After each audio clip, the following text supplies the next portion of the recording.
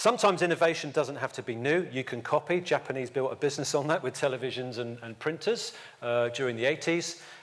So one thing I love to do, we love to do at Brother, is always look outside of your own industry for innovation. What can you learn from Tesco Clubcard? What could you learn? Because there's attributes about what Tesco Clubcard are doing which may be copyable and changeable and implemented differently in your organization. So I spend time outside of our industry. I like to go to networking events with different people, with different industries, and go, what's new there? Because there's bound to be something that we can bring back to our organization and maybe modify for the way that we do things. And I think this is really, really key. Refine it, improve it. Who reads a book every month? Quick show of hands. Who reads a book every month? Brilliant. Try and find the time to read a book every single month if you can. It's the best way to get inspired, to start, notebook scribbling. Who keeps a notebook by their bed? Brilliant. Keep a notebook by your bed. Because, if you ask yourself a question and go to bed on it, you'll have a ton of ideas in the morning. Don't miss the opportunity to capture them. Write them down. Books everywhere. Book in your case, book in the kitchen, book in your bedroom. Write stuff down while it's there, because it's easily forgotten. And see it. Christ, go and visit an incubator. There's universities on your doorstep. There's incubators popping up everywhere. See it firsthand. Touch it. Smell it. See how these people think. What things can you learn? And certainly as a large enterprise, when I go into an incubator, I just go, wow, there's so much cool stuff going on here. And you've got to do a deep dive and say, what are you working on? And how are you trying to change the world? And people have got change the world kind of ideas that they're trying to materialize. And they may need your help, actually. A really big thing you can do is actually to help some of these new starts get up off their knees onto their feet. But can you be educated at the same time and learn some new lessons? By jolly, you can. And there's loads and loads of stuff that I'm bringing back to our company that just says, that was interesting. We should do something like that. We need to go and spend some time with that young person because they're working on something groovy. And when we hear the word groovy, we want to hear more. And a bit of role-playing always helps. Now, I'm not talking about that role-playing, Ruth. No. I'm talking about role-playing in your organization to make you think differently.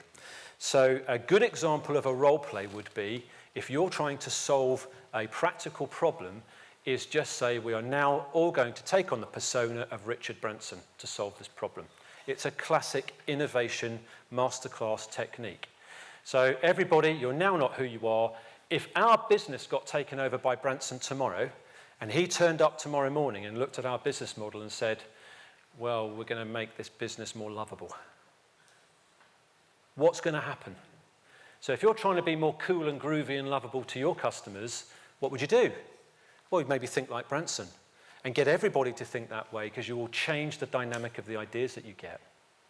Equally, if you are trying to drive out more cost, to be more operationally efficient and get your processes running slick, all work like O'Leary. Would you charge clients visiting your office to use the toilet? Maybe not. Would you deconstruct your pricing model that every single component of it can be purchased separately to the customer demand rather than the way that you currently do it?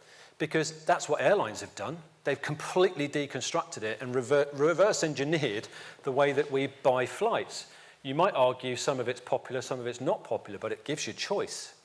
So depending on kind of what outcomes you need, I guess, will depend on what role play that you choose to play in your business.